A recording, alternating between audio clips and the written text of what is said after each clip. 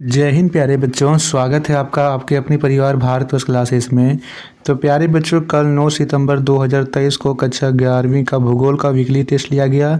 इसमें हम देखेंगे कि उसका उत्तर क्या होगा, सही विकल्प कौन सा था।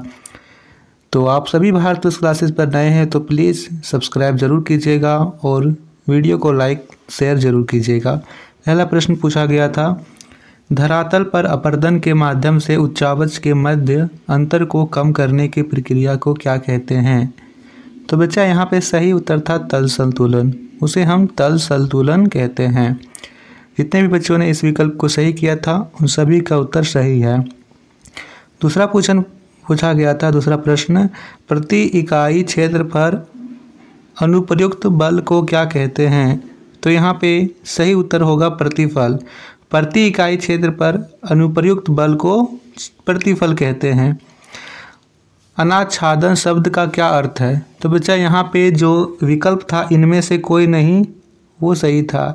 भूपटल पर परिवर्तन लाने वाली प्रक्रियाओं का समूह जो होता है उसे हम अनाच्छादन कहते हैं, चाहे वो अपर्दन हो। ठीक है, ये सभी अनाच्छादन के अंतर्गत आती है। चौथा प्रश्न है, जिस प्रक्रिया के कारण लोह का रंग लाल, भूरा या पीला हो जाता है उसे हम लोग क्या कहते हैं, ऑक्सीडेशन या फिर ऑक्सीकरण कहते हैं। लोहे का रंग लाल, भूरा या पीला हो जाता है।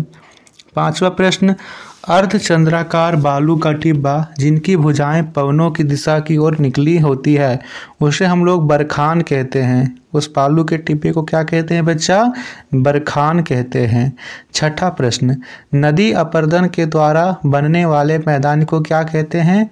तो उसे हम लोग बोलते हैं पेनी प्लेन। क्या बोलते हैं उसे हम लोग, पेनी प्लेन।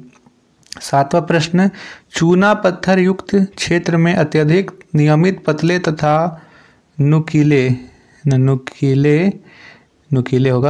कटक को क्या कहते हैं। तो उसे हम लोग लैपिस बोलते हैं। क्या कहा जाता है उसे, लैपिस। आठवां प्रश्न, निम्न में से कौन सी भू आकृति जो हिमनद द्वारा नहीं बनाया जाता है।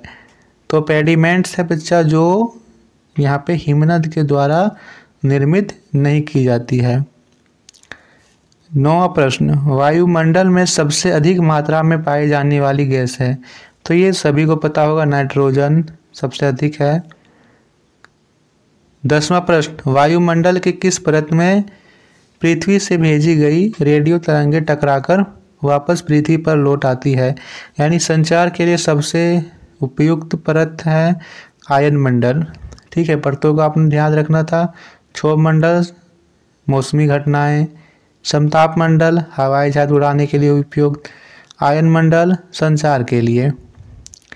11वां प्रश्न, निम्नलिखित में से कौन सी गैस सौर विकिरण के लिए पारदर्शी तथा पार्थिव विकिरण के लिए अपारदर्शी है। Carbon dioxide. जो CO2 है वह सौर विकिरण के लिए पारदर्शी तथा पार्थिव विकिरण के लिए अपारदर्शी है। यानी जो सौर विकिरण जो आएगी उसे तो आने देगा, जबकि जो पार्थिव विकिरण यानी पृथ्वी से वापस जो जाएगी उसे जाने नहीं देगा और वातावरण में यहाँ पे गर्म करेगा, ग्रीन हाउस गैस इफेक्ट उत्पन्न कर देगा। वायुमंडल के किस संगठन को पृथ्वी का कंबल कहा जाता है। जलवाष्प। इसे हम लोग पृथ्वी का कंबल कहते हैं। पृथ्वी के वायुमंडल के तापमान की सामान्य औसत दर कितनी है। तो ये है 6.5 डिग्री सेल्सियस या फिर 1000 m। अगला प्रश्न, 4 जुलाई पृथ्वी सूर्य से सबसे कम दूर होती है, इस स्थिति को क्या कहते हैं। तो इसे हम लोग अपसौर कहते हैं। और दूर होने की स्थिति को अपसौर बोलते हैं और नज़दीक होगा तो उपसौर। पृथ्वी औसत रूप से वायुमंडल की ऊपरी सतह पर प्रति मिनट कितनी ऊर्जा प्राप्त करती है।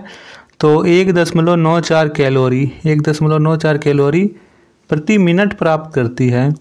अंतिम प्रश्न था, पृथ्वी पर सबसे सूर्यताप किस क्षेत्र में होता है। तो उष्णकटिबंधीय क्षेत्र में होता है। तो आप सभी चेक कर लीजिए कि आप सभी में से कितने बच्चों का उत्तर सही है।